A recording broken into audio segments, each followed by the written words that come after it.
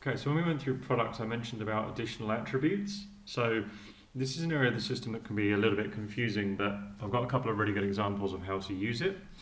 So additional attributes are effectively like custom fields. So they're a way of recording information in addition to the standard inventory information.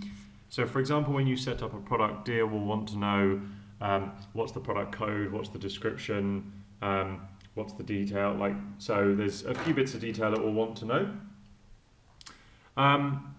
Then you can have additional attributes. So there may be other things for your specific products that you want to record in the system. So I used the example a few times throughout of alcohol. So let's say you're selling alcohol, you probably also want to know what's the volume of the alcohol, or what's the type. Let's say it's beer, you might want to know what type of beer is it. And then you can search by this and you can find this information nice and quickly. So there's a couple of stages to adding attributes. First off, we'll go settings and up here to what's called reference books. So reference books is the area of the system where we put in anything we're going to reference in the system. So it could be like carrier information for freight carriers, product categories, chart of accounts, things like that. So you'll notice there's an additional attributes section here. And as it says, you can put these against products, customers, suppliers, and jobs. So if we click on additional attributes now, it's really simple to add. We just add an attribute set. So we call it something. So for example, if we're using this alcohol example, I might call the attributes alcohol. And then I tell it what I want them to be. So if I said alcohol, oh no, let's do beer actually. Then we might have alcohol percentage, let's give it the full terms.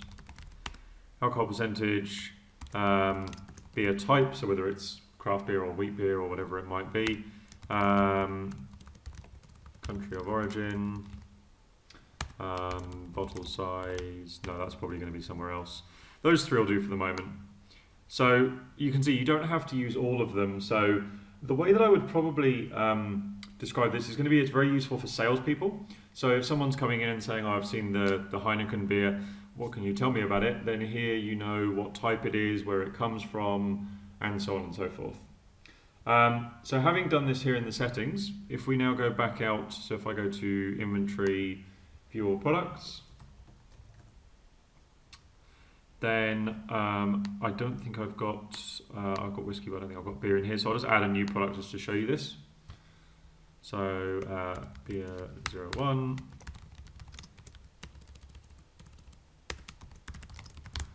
Keep it simple because I can't spell.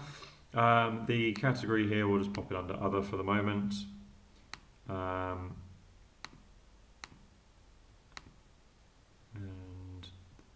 so here we've got additional attributes set. So you'll notice at the moment down the bottom we've just got the standard tabs. If I drop this down and say beer, then it gives me an additional attributes set. So just like happened with the bill of materials we looked at in another video. So if I now go to additional attributes, I've got those sections here that we talked about before. So I can say this is 4.5%, it's a lager, and it's from Australia.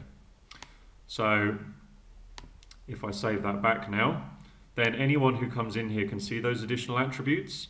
In addition to that, if you go into the product list here and you were to run an export, that additional attribute does export with that as well. So if you do, here for example, if we do a inventory list export, I'm not going to do one right now, but if we were to do one, then you'll see there that that will show in there the additional attributes as well. So it's nice and easy to get any additional information as well. So there's really a whole range of different options you can use attributes for. It's one of the areas that we see clients use probably the least, but it's the most useful, especially where you've got a large range of products or you've got sales teams that need to have product information.